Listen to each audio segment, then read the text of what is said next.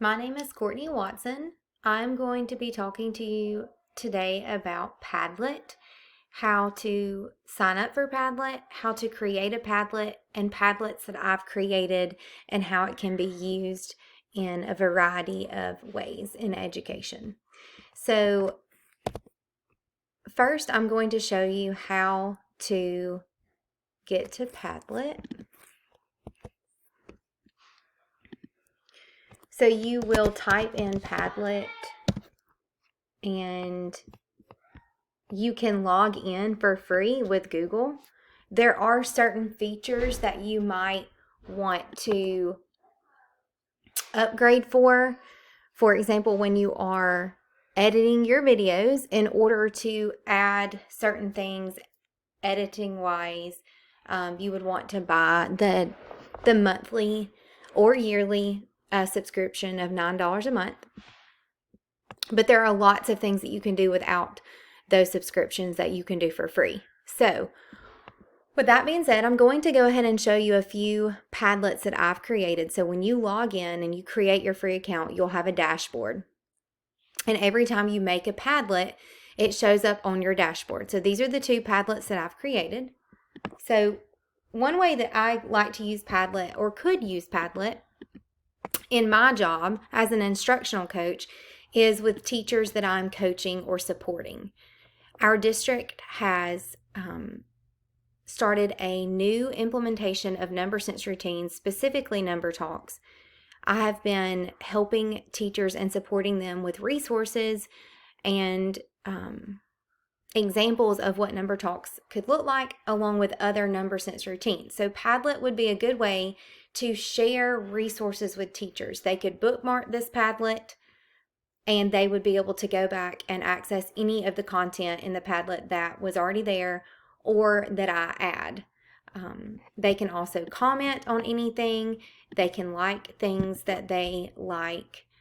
And they too can also add resources as long as I make that available in the settings. And I'll show you how to do that in just a second. So in this Padlet specifically, I put in the wakelet that I made in this class. So when I click on this wakelet, it just shows them ways that they can do number sense routines and different types of number sense routines, gives them videos, resources. They can play videos in Padlet. So this is a video that I uploaded for Number Talks. And the cool thing about it is you can play the video actually in the Padlet.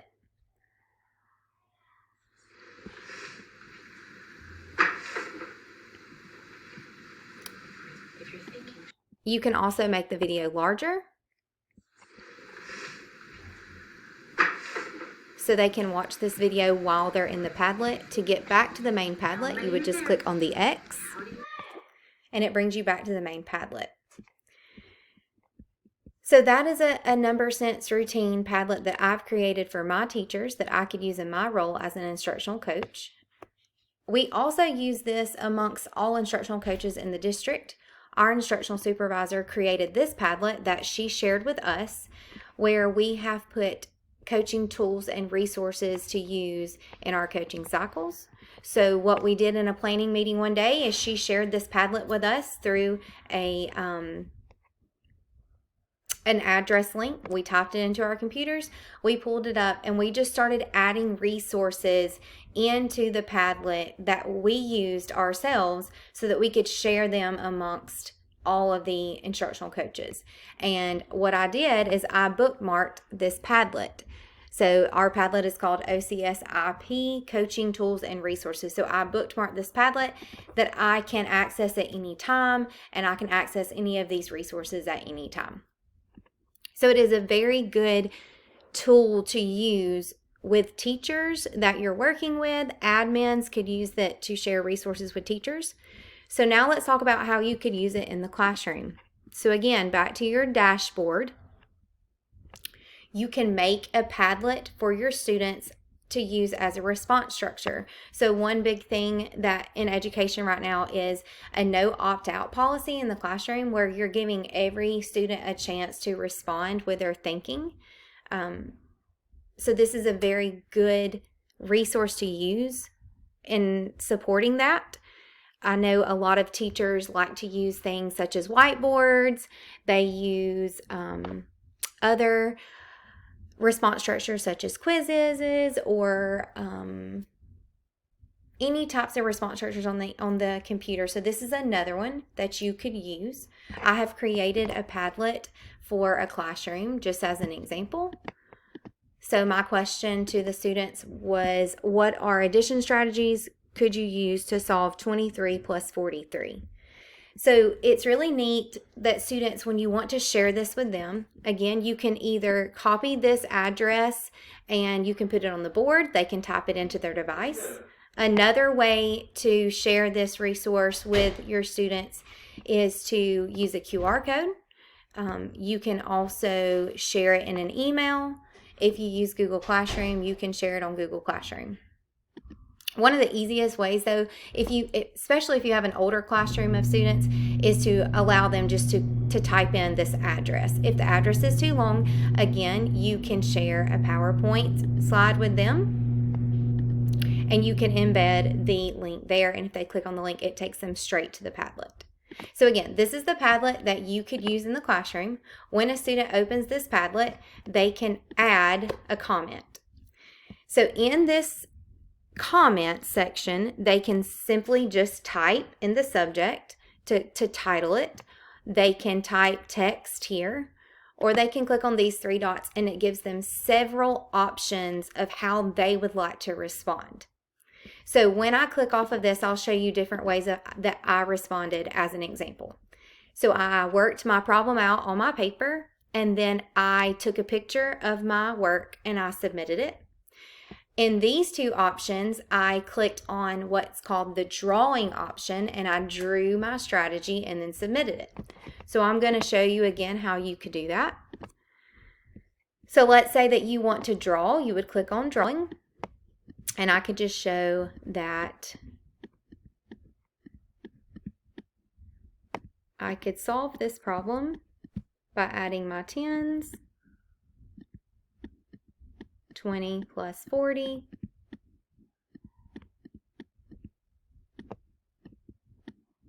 and adding my ones. 3 plus 3 equals 6. And then I know that 60 plus 6 is 66. So when they finish, they click save. And the main thing that you want to teach your students to do is click publish, and it publishes the work. As a teacher, you can pull up the work as you're looking at different strategies, and y'all can talk about strategies together. If you want to go back to the Padlet, you simply click on the X. So really quickly, I've shown you several examples that you could use in your classroom. I want to show you now how you can make your own Padlet. So on your dashboard, to make a Padlet, you simply click Make a Padlet.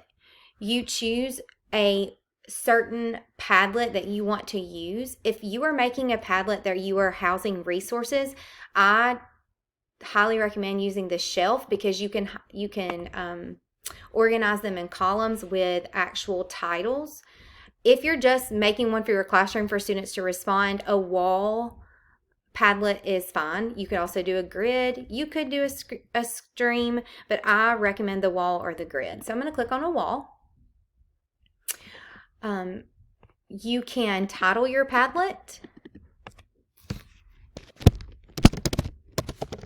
You can change the wallpaper.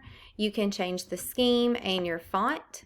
You would want to walk down here, and if you scroll down, and if you would like for your students to be able to comment or your teachers to comment, you would simply click on comments, and then you would make sure that you share it with your students, and we've already talked about how you could do that. Click next and allow them to start posting. So again, your students would start posting here where I typed the title. That could also be where you type your question. So again, I hope that this is something that you could use with your students in the classroom or whatever your audience may be. It is very simple to find out how to use it. Thank you so much.